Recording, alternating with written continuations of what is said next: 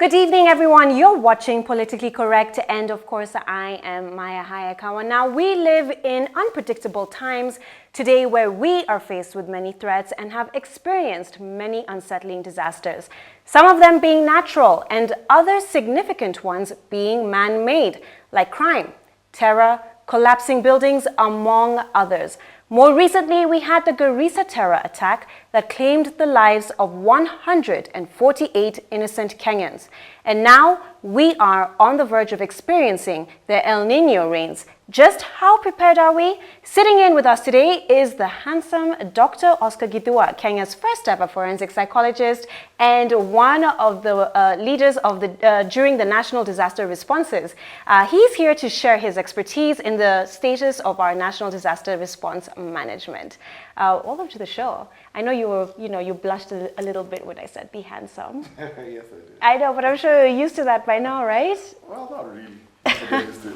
All right, well, thank you so much for coming, and thank you for taking time off your busy schedule. I've been trying to get you in here for, That's right. It's a busy time for us right now. Now, let's just start off with looking at Kenya's disaster profile. We look at all the disasters that we have encountered as a nation, droughts, fires, floods, terrorism, accidents, diseases, some of the few, and looking at some of the consequences costing us livelihoods and, infrastructure and all of those kind of things. We have the El Nino warnings which have come out. Do you feel that we as a country are prepared for this? Wow, thank you very much for having me on your show, first of all, Maya. And really pertinent topic you're talking about today. Do I think we are ready? I don't think we're ready. I think we're ready on paper, but not really ready. Because if you look at the National Disaster Response Plan, we have one of the best plans written down on paper, 170 pages long, housed in the office of the president. However, if you really look at how it's rolled out, we can't claim that it's actually being done the way it's been written. So I do not think that we're ready, and I think we never learn as a country. Mm-hmm. And I think even if we're learning, there's a few things that I think we'll talk about later in the show about how we've progressed in some of the areas. However, the many disasters that we go through, like the famine, the droughts, and especially the flooding, I think people are actually laughing about El Nino and saying it's not going to happen. Mm-hmm. I just don't think that we're ready as a country to deal with it. We don't have enough drainage systems. We don't have enough catchment for this water. And yet, what's going to happen is we're going to have the El Nino rains, and then people are still going to die of lack of water. It's kind of ironic, but I don't think we're ready. Mm-hmm.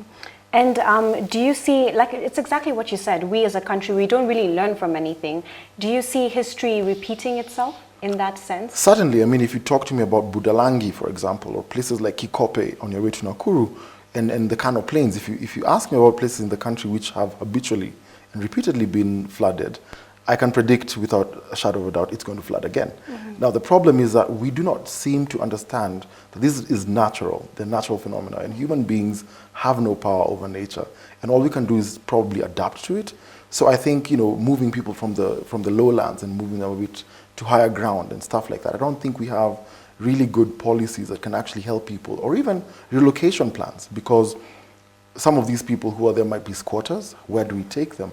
And those are some of the questions we need to embed in our policy structures and our response plans. Where do we take these people when that happened? You remember the lady who was always comically being referred to, asking the government to help her. The idea was that while it was comical on one end, on the other it was really sad, mm-hmm. because this was someone who obviously could not afford to have land or another house. But yet, we do not have things in place that could actually assure that Jane Anyango, which was her name, could be able to be moved to another safe place in times of flooding.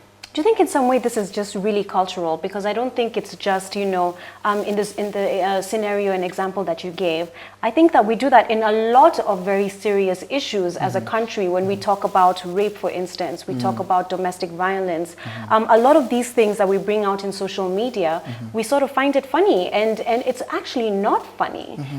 Do you think in some ways it's just cultural in that sense? Well, yeah, you can call it cultural on one end, but I also look at it as pathological. We've gone through a lot of trouble over the years, and I think the psychological thing I can actually give to it is probably learned helplessness, because we've learned over time that even if we try to do something about it, nothing will be done.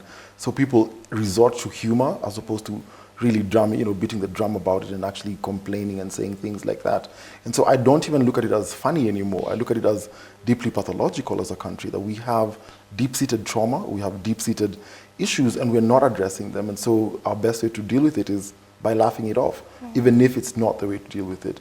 I think it's time for leaders to listen to what we're talking about today and say, do we need to actually sit back, watch our population, laugh about serious issues, or are we going to have solutions for them one by one as they happen? And in terms of the measurements that the government and the steps that they have taken to address this issue, in terms of disaster prevention for the rains that are coming up, you being in the leadership, do you see any steps that have been taken?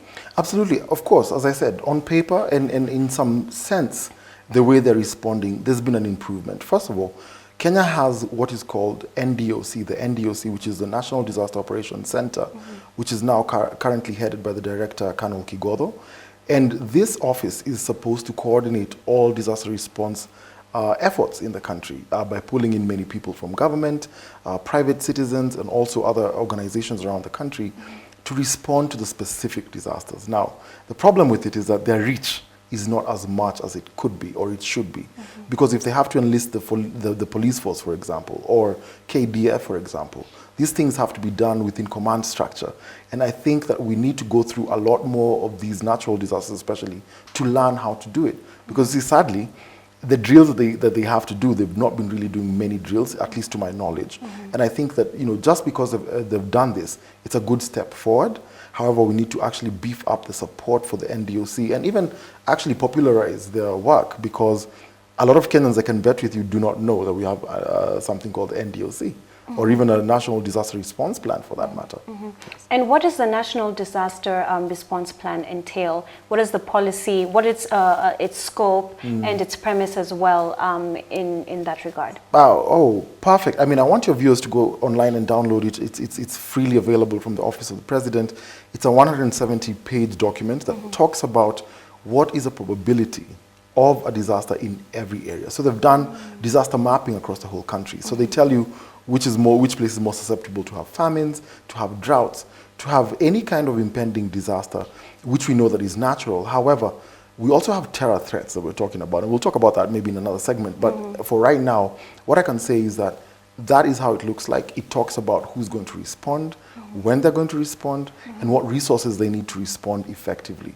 Sadly, every time something happens, they don't seem to have the resources. They have it well on paper, but they don't really have it mobilized at the right time. Yes. And clearly over here we're seeing that one of the major challenges that we're having is implementation. Yes. And what is the challenge in implementation are you seeing right now? Is it the leadership that we're having? Where is it that we're really facing the challenge in implementing these policies? Because then again, it's not just, in this sector, but we see it in the health sector. We see it in, all these other sectors that are facing the same challenges and problems. Yes. What is the issue? To me, that's where culture comes in.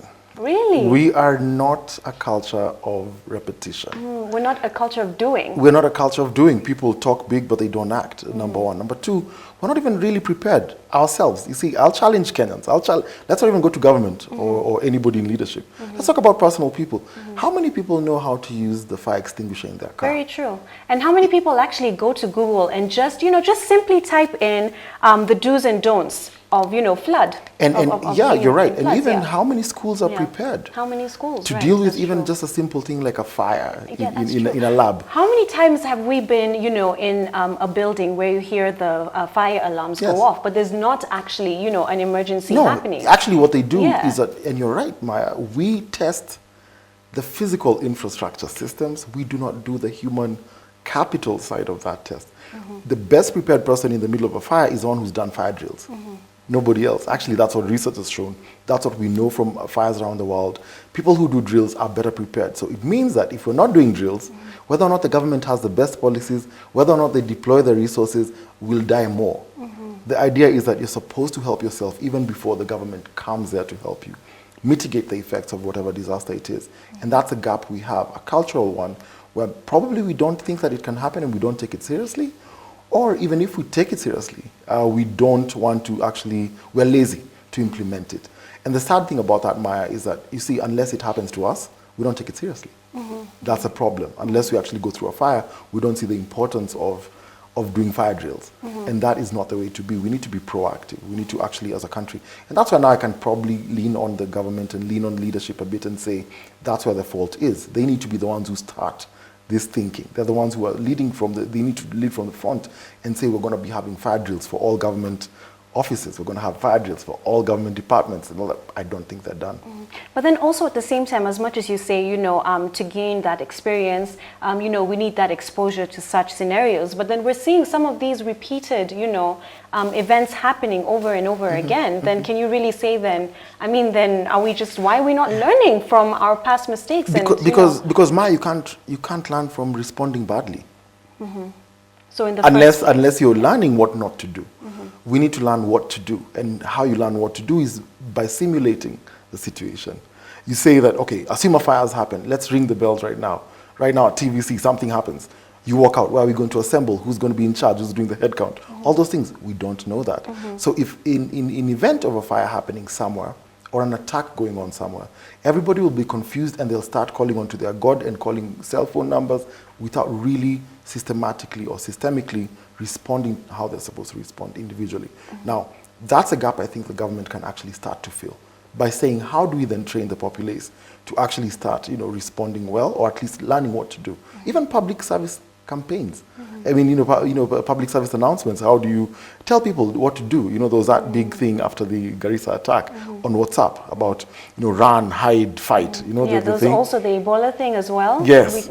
But they are not generated from our government. Right. That's my problem. My problem is that we're waiting to download something from America. And then we think that people know. How many people have WhatsApp in Kenya? I can sure tell you people from my village don't have WhatsApp. So that's a problem. We need to actually find a way to reach Kenyans in a way that they can understand, tell them these things are there. And it's our reality. Sadly, it is our reality. And we need to actually be prepared. We can't act as if it's not happening to us.